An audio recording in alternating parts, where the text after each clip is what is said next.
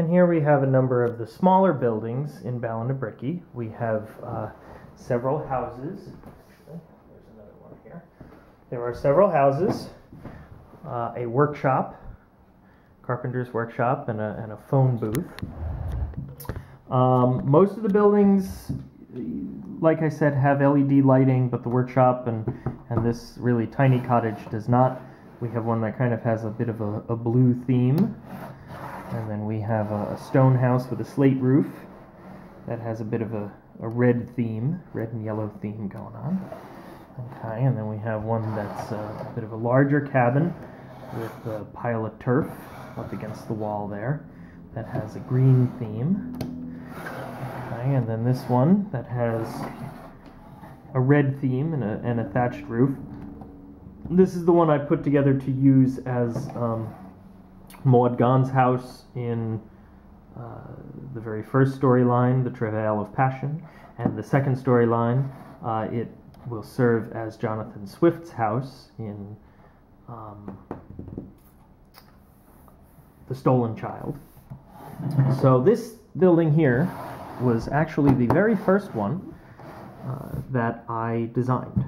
This came first, and then the first floor of the pub came next.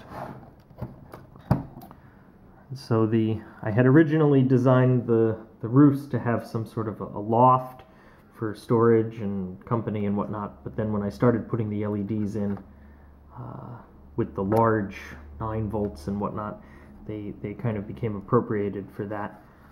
But as those die, I will be switching them over to the other type that use the tiny 12-volt batteries. So here we have the inside, the interior of the house. Okay, there's a pump for water, a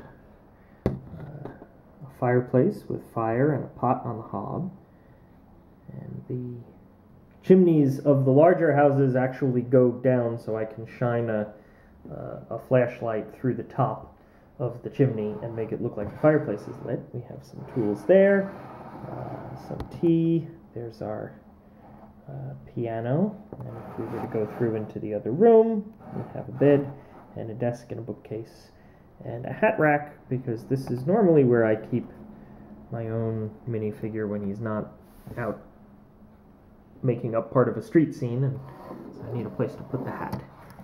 So that's the first of the houses. This house belongs to one of the town musicians and his wife. And we can see some of the musical instruments in there, and another pump, and a fireplace, another bookcase. So that's nice.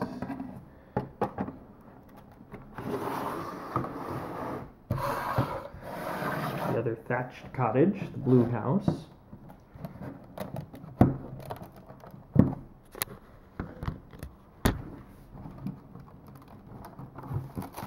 A little tricky to do some of these one-handed.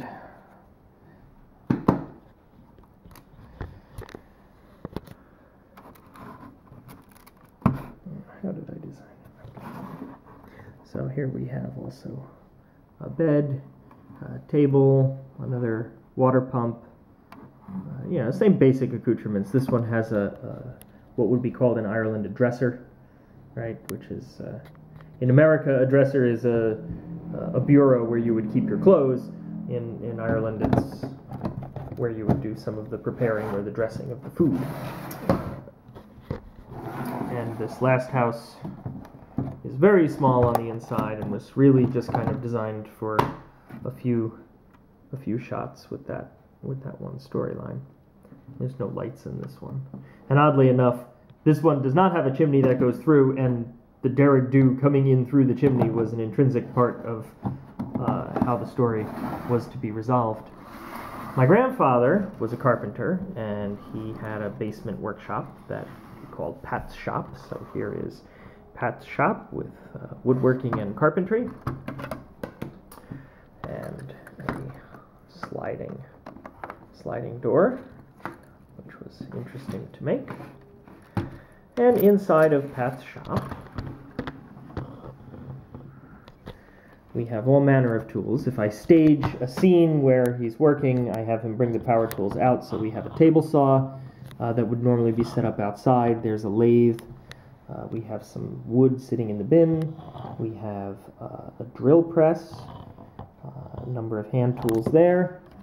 And inside the drawers are all full of hand tools as well. I'm not going to open them all up. Okay, but lots of nice little detail in there. And he's got a bit of a tin roof. Right. And this was a fairly recent addition that I put in on a lark. It's an Irish telephone booth, and I enlarged my initial design by a bit so that I could actually put a minifig in there. So there's the phone, and this will hold a minifig even wearing a hat. And so that is the phone booth for a little bit of 1930s ambiance.